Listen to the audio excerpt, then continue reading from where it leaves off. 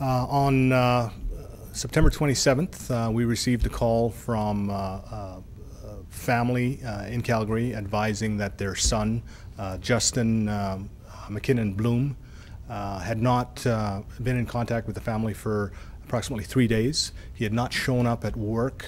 He works out of town, and all of that was out of character, according to the family.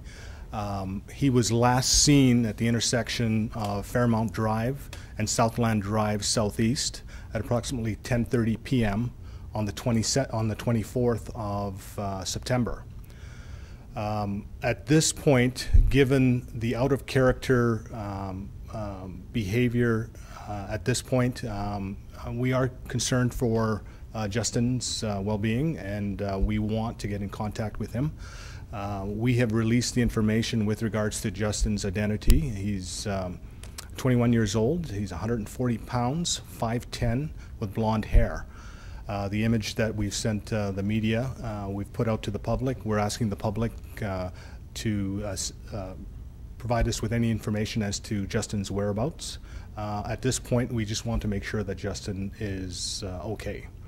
We want to at least let his family know that Justin is okay, keeping in mind that we do have to balance his privacy. He's an adult, and we're quite cognizant of the fact that he may not want to be contacted or may not want to contact his family. But regardless of that, we just want to make sure he's okay. So we know that there's a lot of people reported missing every day. What goes into a decision to actually put out a release and ask the public for assistance? Well, in this particular case, we've been working with the family and friends of Justin. We've gathered some information as to his last known whereabouts, friends that he's been in contact, friends that last had contact with him. We've had an opportunity to interview them, and they are also unaware of his whereabouts at this point. He was expected to travel with co-workers to his place of employment. He didn't show up. So there are some behaviors at this point that lead us to believe that we just need to make sure he's okay. A lot of out of character behavior. Are you looking into any kind of connection with a video that was posted to Facebook showing a fight? We are aware of some social media video that's out there.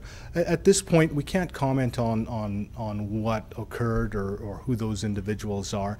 At this point, we don't see the connection. My understanding is that was almost 2 months ago, that incident in the video. So at this point, we don't see the connection to his missing 3 days ago.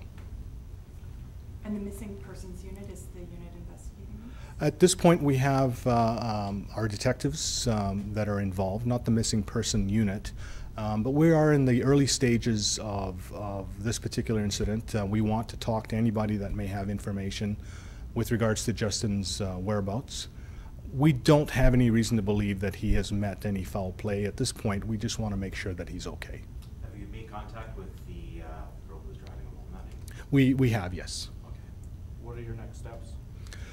We do have some other addresses, some other friends that we've been able to glean through interviews that we absolutely want to talk to. We do want to talk to anyone that may have seen him recently in the last few days to please contact us so we can try and figure out where he is. From an investigative standpoint, is this still considered a hopeful situation? Absolutely. At this point, we have no reason to believe he's met foul play. So you spoke with the young woman who was the last person to see him on Wednesday. How does she describe the last moments that she saw him? Well, a group of friends had gone out to socialize, and he decided he wanted to get out of the motor vehicle at that location and walk home. That's the last information that we have. That I don't know exactly what was said to Justin at that point. Of course, the other kind of big thing that was going on this weekend was the Walk for Justice for Colton Croshoe, and he was missing for a number of weeks before police issued any kind of missing persons report for him.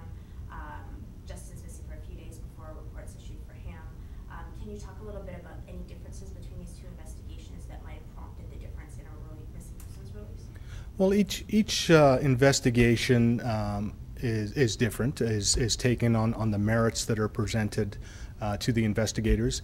In this particular incident, we have a behavior that is out of character for Justin. There's no reason to believe that Justin didn't want to go to work. Our understanding was he loved his job.